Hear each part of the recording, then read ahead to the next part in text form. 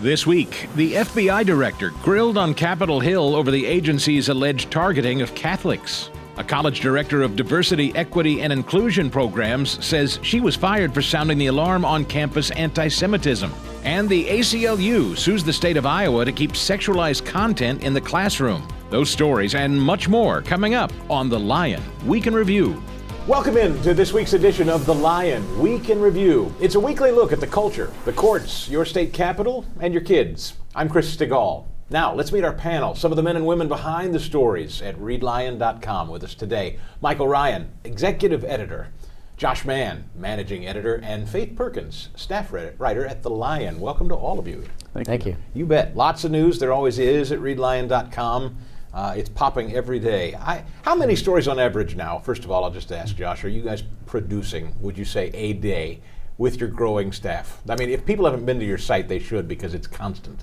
Yes, that's right. We're publishing about 12 stories a day. I mean, anywhere from 10 to 15, but on average, 12 stories every day, 60 a week. That's remarkable, and we always like to close. We'll wrap up today's show with some of your favorites, but some that were of particular interest to us today. We start with the subject matter of religious liberty and a new House report on the FBI targeting Catholics. Michael Ryan, this is the second such report that I know of where the House Oversight or Judiciary has inquired into the FBI's soft partnership or study of or surveillance of the Catholic faith. What's going on? I think that's what we need to know. And I think it calls for an investigation of the FBI itself. In some ways, it may be good news that they must be done with all their investigating of the attacks on pro-life centers that happened after the Dobbs decision was leaked. So they must be done with all those to be doing this. But it's interesting that they're relying on the Southern Poverty Law Center. In 2012, there was an attempted mass shooting at the Family Research Council in Washington, D.C. By a man who wanted to do as much killing as he could, but was stopped by a security guard. And thank goodness he was, because it would have been a mass shooting. But he told the FBI that he was inspired to go after this group because it was listed as a hate group by the SLPC. The SPLC. But and yet they're going after Christians. It just doesn't make any sense. Faith, is there something specific about, I don't know that you would necessarily know this. Is there anything specific about the Catholic faith, or can we reasonably conclude that they wouldn't be alone? Maybe there are other Protestant faiths too, or is this exclusive to the Catholic Church? Or would we have any idea? We may not. I don't think it is, because Grand Canyon University was being targeted by government officials as well. Interesting. Josh, any insights? Yeah, so, in fact, the report came out Monday, and then Tuesday, Christopher Wray, the FBI director, was at a Senate hearing. Rough one, too, this week. Very rough one. He got grilled, in fact, by the senator of the state that we are currently residing in at this moment, Senator Josh Hawley. And there was a really interesting exchange specifically about this memo where the FBI was targeting these traditional Catholics. And I just wanted to read a little bit of that. Hawley to Ray says, "Good heavens, Director, this is one of the most outrageous targetings. You have mobilized your division, the most powerful law enforcement division in the world, against traditionalist Catholics, and you have just told us you have not fired a single person. What are you going to do about this? Are you going to fire these people or not?" To which Ray responded essentially, well, they've been reprimanded, it will go on their record, their compensation could be adjusted. And then Hawley said pointedly, "Do you have a problem with systemic bigotry against Catholics at the FBI?" And Ray flatly responded, "No." Hawley has been particularly tough on Ray in these hearings. It's worth watching if you didn't see it. Turning to the issue of gender ideology and parents' rights, Kim Reynolds, Michael Ryan, has been one of the most effective governors on the issue of school choice in the country, which I suppose makes her a political target of the ACLU. Yeah, they're suing to stop this from going into effect. There's there's a scene in the film The American President, Michael Douglas film, in which he is the president, is trying to convince somebody else to be a card-carrying member of the ACLU, and he says, this is an organization that solely exists to protect the Bill of Rights. Well, that sounds great, but what about parents' rights? In this case, they're definitely siding, the ACLU is siding with minors against the parents' rights, which is kind of strange. And also by this lawsuit, they're basically saying that they want to set community standards in Iowa, not the people or the legislature. This, Faith, there's so many stories written about books and sexual content in books in schools. I'm not sure how it became debatable, but it seems like a lot of groups find it very debatable that really graphic, sometimes colorful stuff winds up in kids' books, and parents object, and there seems to be, like the ACLU, they believe it, I guess, what belongs in the school? Is that sort of their take? I think it is. I think it's a very polarizing topic, and there are two totally different sides. And I do think teachers and parents alike have different opinions. Is it salacious, Josh? I mean, is it salacious material? Always? I can't say I've reviewed every one of them, but some of it seems overtly sexual. I mean, I'll try to be fair and say maybe not all of it is. Maybe there's a gray area, but what do you know? Yeah, I mean, and I think it's certainly what many parents believe, and what lawmakers who are legislating on the topic believe. In Iowa, this specific law that has given rise to this lawsuit from the ACLU simply forbids the discussions of gender identity and sexual orientation in grades K to 6. So it's not even books in this case. This is just not only books. It's broader than books, but it's specific to the youngest students. Who, and I think lawmakers there and the governor felt like, you know what, parents don't want their kids at these ages exposed to this material. And while there are differences of opinion, I think that 6th grade cutoff is where they felt like, you know, maybe beyond that, there can be some other materials on the shelves, and even there's disagreement. But here, we're only talking about the youngest students. And yet the ACLU says that the law seeks to silence LGBT students. Now remember, the age of these students, they're probably no older than 12, some as young as 5. Right. How many of them have well-developed identities anyway?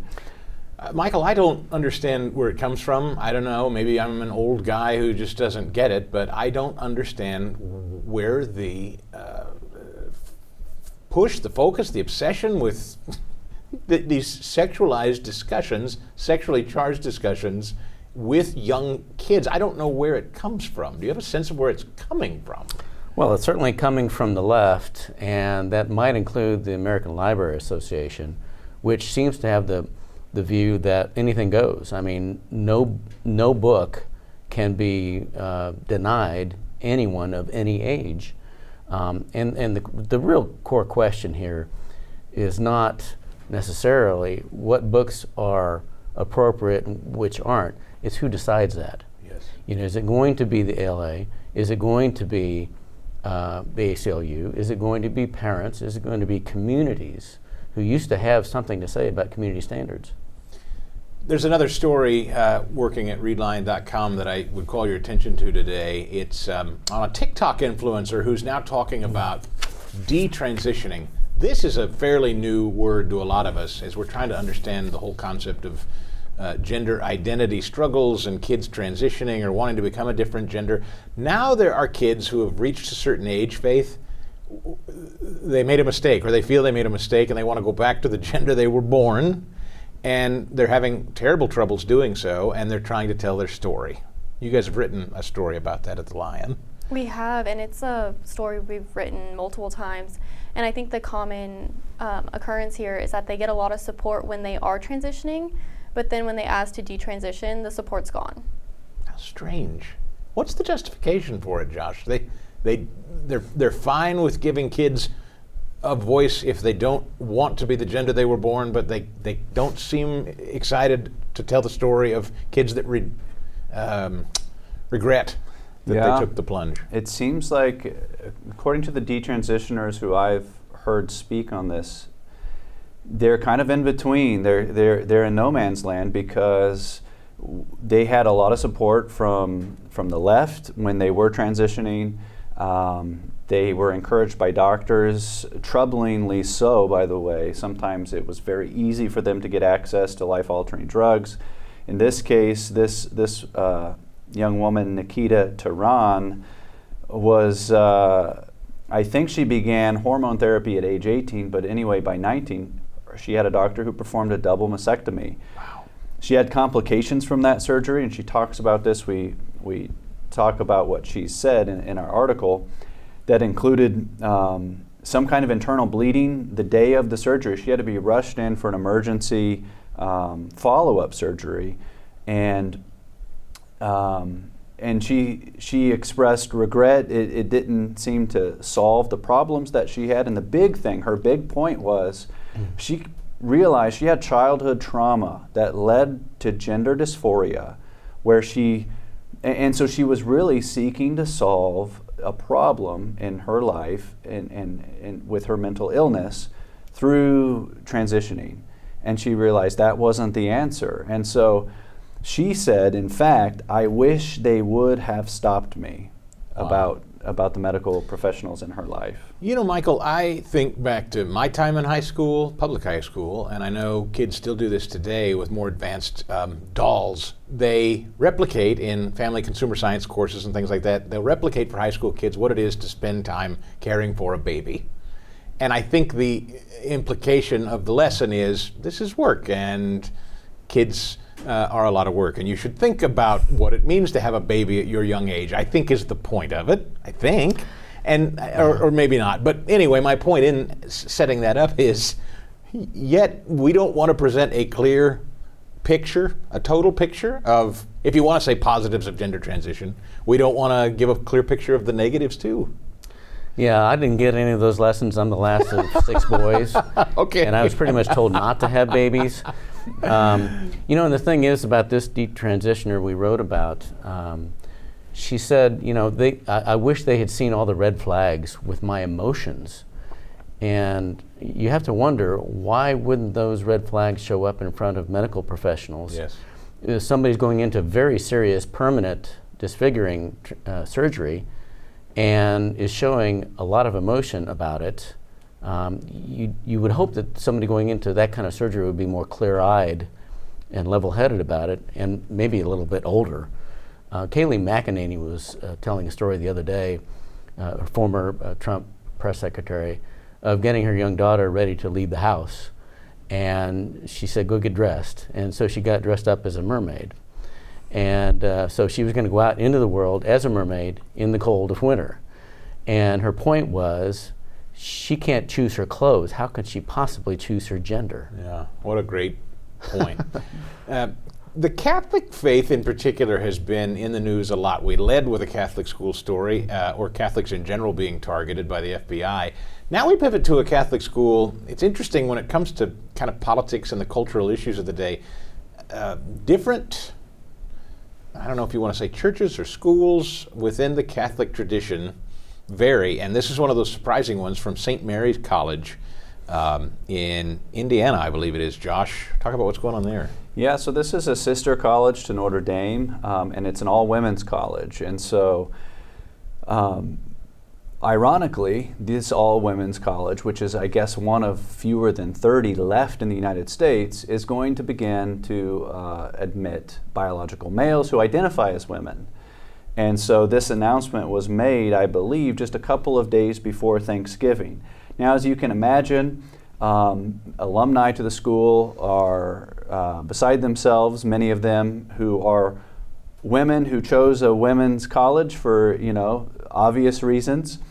And some of them are even questioning the timing of the college's decision. It's after they've done their fall fundraising. It's right before Thanksgiving. Are they kind of trying to bury this story? And of course, the local bishop has stated the obvious, that this this ideology, he says, is at odds with Catholic teaching. And yet we see this push in higher education in all kinds of different schools, and even in some of these Catholic schools.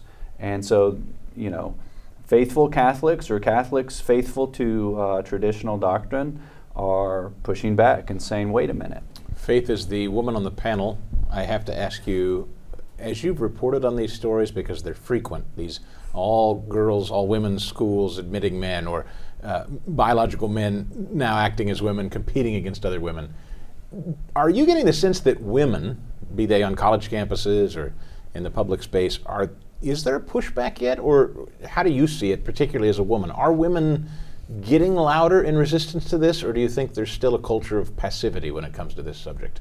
I do think women are getting louder. I mean, we saw it with the sorority members who had a male get admitted.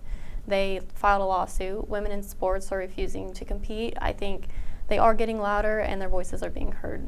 Michael, you have any thoughts on this in general, particularly that it's a faith-based school? I mean, there are a couple of layers here, and I guess I'm not Catholic, so I can't comment there, but that particular element is fascinating to me. Would the church have more to say about it? I don't know. That would be of interest to me. But two, why do it? Is it because you have an admission problem of your own? It seems to me maybe colleges are just suffering in numbers, and so they say men make great women too? Yeah, you have to wonder if it's a misguided sense of compassion. Christians are called to love each other, to love humanity. But the question is this the best way? Yeah. One of the alums wrote, "A true loving approach to those struggling with their gender identity does not mean affirming misguided delusions," which is an interesting quote. And in fact, the local bishop involved was not consulted at all on this policy. Unbelievable. Speaking of the subject, probably one of the biggest advocates for women in women's sports is Riley Gaines. She's really taken the mantle and run. She was just testifying on Capitol Hill this week, locked horns with a Democrat member of Congress. She called the member a misogynist, I believe, if memory serves. Not the story here, but it's interesting. She just recently talked with Piers Morgan. That's right. And in fact, that story, you can read about it on The Lion this week. Riley Gaines' testimony on Tuesday. But this was on Monday. She essentially was calling again for a boycott. Female athletes should boycott events where biological males are allowed to compete. That's her position. And Piers Morgan also shares that position, and in fact appeared on Gaines' podcast, and they discussed this. And essentially their point is, if women will decide together not to compete, then these governing sports associations are going to have to do something. Otherwise, it's just you've got the men's category and then you've got men in the women's category. And what do you do? Yes. And in fact, it's worked. It's worked in a few different cases in some other sports. And so that's their position. And I think that it's really beginning to get some momentum. Yeah, you're seeing even, I think, in political circles, professional or former professional athletes, women, who may not align politically with Riley Gaines, but they have come side by side with her to say they agree. You'll see some of the older veteran athletes, women's athletes, Faith, like Martina Navratilova, I think, and some others. So to your point, you think these voices are growing in sports, particularly in opposition. Oh, yeah, absolutely. Yeah. And the message is changing as well, because originally Riley Gaines said she didn't think boycotting was necessary because it's not allowing women to compete. But now she thinks it's necessary because of how bad it's gotten. It is an effective tool. Yes. As Josh alluded to, there was a jiu-jitsu tournament where there was going to be a biological male involved with women, and several of them refused to participate. And then after the tournament, the governing body changed the rules to disallow that. And it's kind of a jiu-jitsu to boycott. Mm-hmm. You remember in 2015, the Missouri University football team boycotted practices and any games out of a desire to change the racial climate on campus, and that worked. It did. I think they had some regime change. So, refusing to participate. You have to ask the question: what if girls and women refuse to participate in girls' and women's sports. What happens then? We talked last week, Josh, about the rise in anti-Semitism on college campuses. One of the uglier stories that I've read recently since the slaughter of Israelis back on October 7th was an editorial in the New York Post written by Dr. Tabia Lee. She calls herself a DEI specialist. She was certified in this area of diversity, equity, inclusion. She went into a college in California to administer DEI and was stunned to find what she calls anti-Semitism, and it caused her ultimately to lose her job. You wrote about that as well. That's right. That's what I found alarming about the story. So I saw the story, and we covered the story on the line when she was first let go from De Anza College, I believe it was, in California. And yet, as she wrote about it in the New York Post, and as more came out, I was surprised to learn that she feels like DEI in its modern form has become quite anti-Semitic. She describes a change that happened in this area of diversity, equity, and inclusion around the time of the pandemic, and it became more radical, and it's what usually we see now when we see DEI criticized. That's the form that she's also criticizing and saying, look, that's not what I signed up for. She's raised an alarm about in California, they want to require ethnic studies in their high schools as a requirement for graduation, and she says this is very likely anti-Semitic as well. And so it seems surprising and strange that so-called diversity experts, directors, and so on could be possibly pushing anti-Semitism. Yeah, Dr. Lee Faith she's a woman of color. She's a black woman. And what's so interesting is her objections to what DEI has become have nothing to do with race at all, actually. She's talking about how concerned she is about, as Josh said, the anti-Semitism. Right, yeah, and they've made it about race because when they fired her, they said she wasn't the right type of black woman. Oh, really? Yeah. Oh, I missed that part. Michael Ryan, this is, I think a lot of schools are getting away from the terminology because people are wising up to what it means or what it could mean covertly, DEI. Yeah. She was also accused of not committing to decentering whiteness. She was accused of white speaking and white splaining. It's kind of a viewpoint tyranny. This is the one we know about too, by the way. Yeah. How many don't we know about? That's right. It's kind of a viewpointism, and it's, to me, it sounds like a new Bolshevism. At one point, there was a complaint made that white faculty at her college didn't feel comfortable at the Women Gender Sexuality Center. And so Dr. Lee's colleagues all got together and decided to do nothing about it because the center wasn't for the whites. Wow. And so she was considered dangerous. That's the word she uses. She was considered dangerous for her views. And, and yet she says of the ethnic mandate in K through 12 schools, quote, we're teaching them to hate groups of people, to view themselves as victims or oppressors, to hate Jewish people, to hate Zionists, to hate America and American society. Who's the danger here? Right. Josh, one of the final stories I want to bring up today before we turn it to your favorites of the week is a school choice story out of St. Louis. It's not a secret anymore that most major metropolitan school systems, public school systems, are not doing well. Their metrics are just underperforming as kids are tested out. The St. Louis Public School District is actually suing to stop alternatives to them? That's right, and they have in mind a specific charter school that has actually been approved already, including at the state level.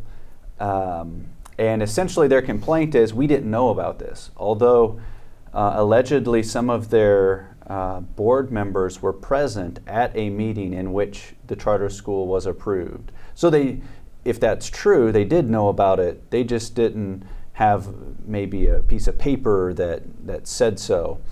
And so anyway, they're suing to stop this charter school from opening, which, by the way, would serve underserved youth in St. Louis, where, as you suggest, the test scores, the performance of the public school system there is abysmal. It is is really horrible when you just look at the scores. And so it has critics contending that actually they're probably afraid of the competition. And I think they've got some evidence to support that. Doesn't it strike at the root of the school choice debate, Michael, that a lot, I won't say everyone, but many in public education, teachers unions certainly, alternatives to what they're doing in their public school classrooms, I guess I have no other way to frame it, but scare them, intimidate them? Yeah. Oh, well, by that logic, McDonald's should sue to stop Burger King. But the old saw used to be in the public school bureaucracy and in teachers unions, anything for the kids. Yes. But the exceptions are starting to really pile up, aren't Isn't that they? something? And the chief among them being competition. Schools, back in the day, schools would fail students for having bad grades. Now they're just failing students. And a lot of people are fleeing that.